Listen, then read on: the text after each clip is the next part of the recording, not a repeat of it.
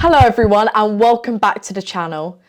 Today we need to talk about something that's been on my mind for a while now. Some of you may know that I've been feeling politically homeless for some time, but recently I've started to feel like it's not just me. I think a lot of people out there who wanted real change, who were looking for a party that would stand firm on its principles, might be feeling the same way. And that party, Reform UK, well, it's letting their supporters down. Reform UK had the chance to be that party, a party that would challenge the establishment, stand up for the issues that matter and listen to its supporters without any hesitation. A party that wasn't afraid to push back against the politically correct narrative, that wasn't worried about optics, but focused on meaningful, real-world change. But instead of living up to that promise, it feels like Reform is drifting further away from the people who gave it momentum in the first place.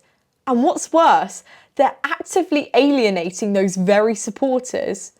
People who were passionate about the vision Reform once put forward now find themselves being ignored or dismissed. Take, for example, prominent voices like Ben Habib, someone who genuinely wanted to make a difference, and those who attend Tommy Robinson's Unite the Kingdom rallies.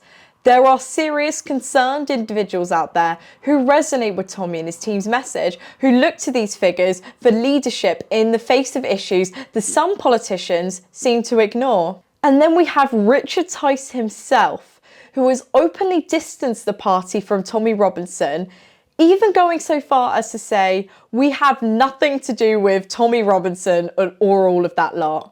What do you make of Tommy Robinson? Is he a good guy in your eyes? No.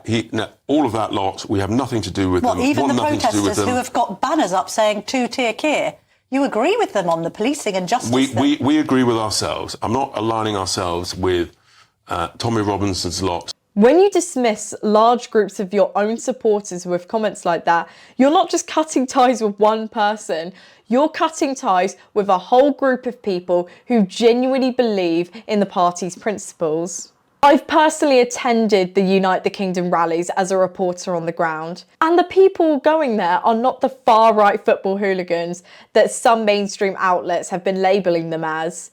The organisers have even gone as far to say we do not welcome the far right here. These are ordinary Brits, young and old, who are deeply concerned about the future of our country. They feel like they're being ignored by the establishment, and the message that Tommy Robinson and his team deliver speak directly to their frustrations. Many of these people are also members of Reform UK. They signed up because they believed in the idea of a party that would represent them, that would stand up for what they believe in. And now they find themselves being rejected by the very party they once looked to for leadership. And that to them can only be seen as a betrayal. Now let's talk about some of the issues these people care about. Net migration has reached record highs, and serious offenders are being released early, even by accident. These are issues that have been eroding public trust in our government, and as an opposition party, Reform UK should be seizing the moment, standing firm on these critical issues and offering real solutions. Instead, it honestly feels like Reform is more concerned about optics than actually addressing the pressing issues of the people it claims to represent. It's like they're trying to please the establishment rather than the very grassroots supporters who made them relevant in the first place. Now, I'm not just talking about this from the sidelines. In the last general election, I was one of those people who didn't see a party I could trust or believe in. I was disillusioned by what was on offer, and so, in the end, I spoiled my ballot.